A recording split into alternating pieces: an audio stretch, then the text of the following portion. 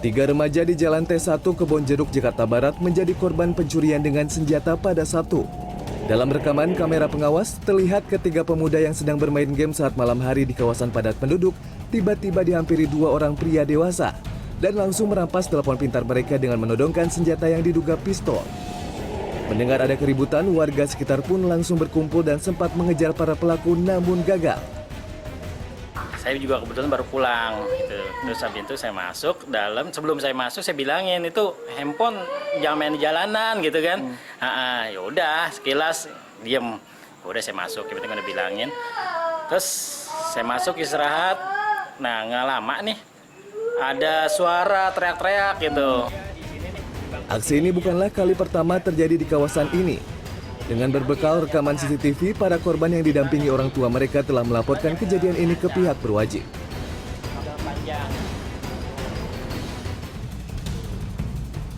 Sebuah kamera pengawas yang terpasang di area Masjid Nurul Hidayah, Kecamatan Kemang, Kabupaten Bogor, Jawa Barat ini merekam aksi seorang pria sedang membongkar kotak amal di hadapan seorang anak kecil. Pelaku nekat menguras isi kotak amal sambil mengobrol dengan anak kecil itu. Usai mengantongi tumpukan uang, pelaku langsung kabur dan sempat kembali lagi dengan menggendong anak kecil itu. Hingga Minggu siang, pengurus masjid belum melaporkan peristiwa ini ke polisi. Namun seluruh isi kotak amal lainnya di area masjid sudah diamankan.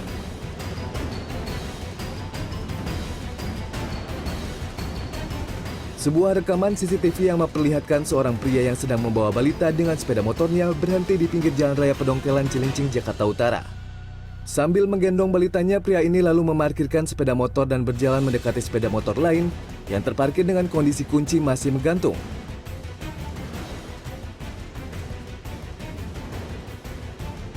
Pria ini lalu membawa kabur sepeda motor berwarna merah itu. Korban yang melihat aksi pelaku langsung berusaha mengejarnya dengan dibantu oleh warga sekitar, namun gagal.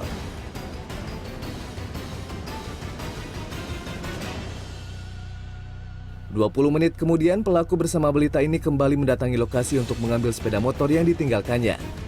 Peristiwa ini terjadi pada Kamis siang. Tim Liputan CNN Indonesia.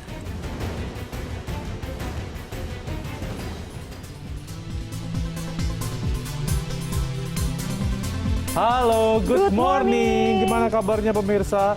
Di pagi hari yang kalau Jakarta sih hari ini agak syahdu, cuacanya agak mendung-mendung, bikin soalnya malas semalam gitu juga ya. hujan lumayan deras dan juga cukup lama. Itu dia, jadi mungkin kalau agak-agak malas jangan, udah hari Senin, ayo bangun semuanya semangat.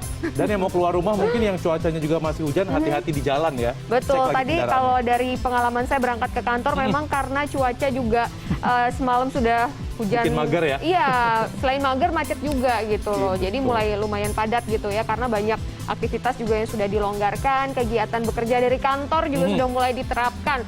Jadi apapun yang Anda lakukan hari ini harus semangat dan juga tetap produktif tentunya. Harus produktif, dan tentunya hari ini supaya menambah semangat Anda, kami juga sudah menyiapkan beragam informasi di Good Morning bersama saya Rizky Harisnanda. Dan saya Anita Mai, langsung saja kita simak Good Morning selengkapnya.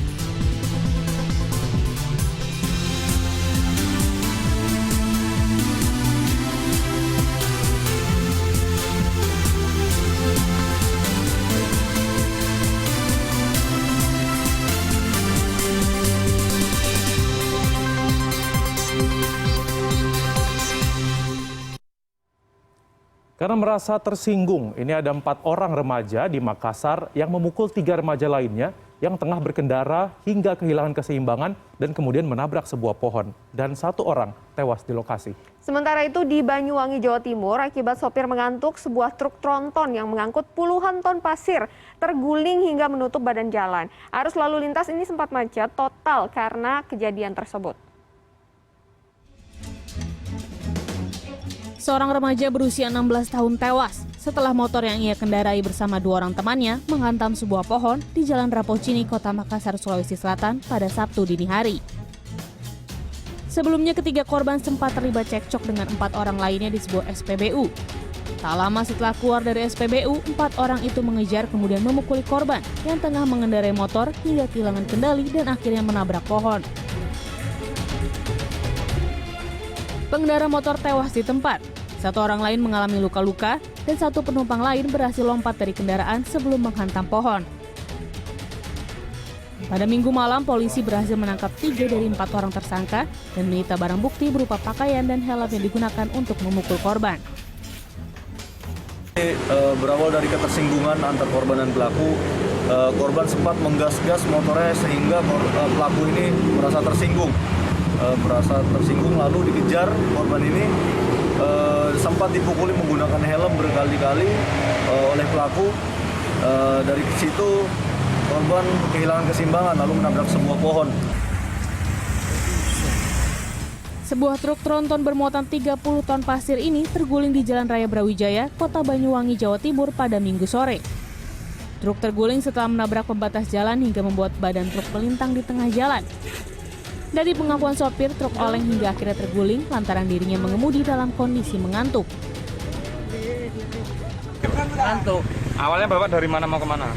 Dari Buker mau ke Posoan. Kondisi Bapak seperti apa ini sekarang? Ya nggak apa-apa. Selamat semua ya Pak. Alhamdulillah selamat. Akibat kecelakaan ini, arus lalu lintas di Jalan Brawijaya sempat macet total. Hingga Minggu malam, truk masih dalam posisi terguling lantaran proses evakuasi masih menunggu alat berat. Tidak ada korban jiwa akibat kejadian ini. Tim Liputan, CNN Indonesia. Selanjutnya soal minyak goreng. Ratusan pedagang bahan pokok dan juga penjual gorengan menyerbu distribusi minyak goreng curah bersubsidi di Kota Mojokerto, Jawa Timur. Mereka ini rela antri lama demi mendapatkan 20 kg minyak goreng curah seharga Rp14.500 per kilogram. Dan di sejumlah tempat minyak goreng curah ini sudah mulai hilang di pasaran. Sementara itu pedagang bahan pokok di Polewali Mandar, Sulawesi Barat menyiasati tingginya harga minyak goreng kemasan dengan mengemas ulang minyak goreng ke dalam botol kecil.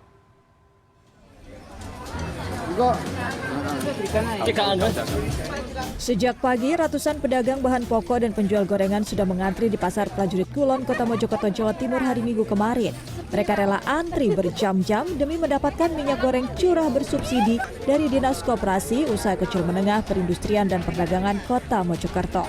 Di sini minyak goreng curah bisa dibeli seharga Rp14.500 per kilogram.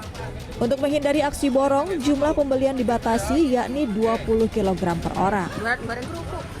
Ini nanti untuk apa, Bu? Buat bareng kerupuk. Saya jualan kerupuk, iya. Ya sulit sekali. Makanya naik itu. Biasanya kan 500 kerupuk, sekarang 1000-an. Kalau saya ya dijual lagi, Mas, kan saya pedagang. Dijual berapa, Mbak? Ya 18. 19 untuk kantong. Ya, memang selama ini untuk curah ini langka, Mbak?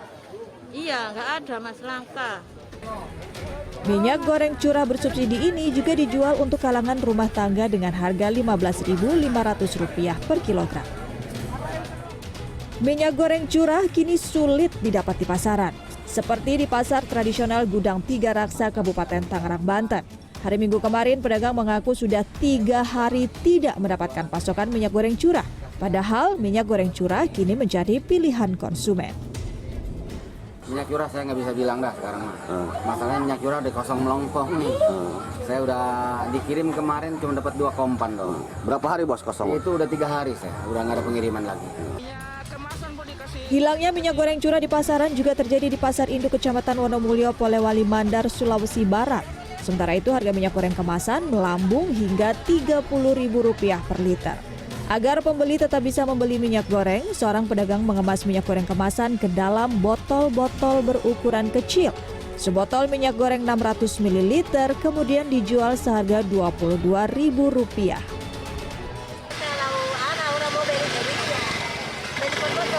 Susah dibeli kalau sumpahnya ya. Iya. Selain minyak goreng kemasan, beberapa harga kebutuhan pokok juga naik menjelang bulan Ramadan. Kenaikan paling tinggi terjadi pada gula merah yang sebelumnya Rp17.000 per kilogram, kini menjadi Rp20.000 per kilogram. Tim Liputan, CNN Indonesia.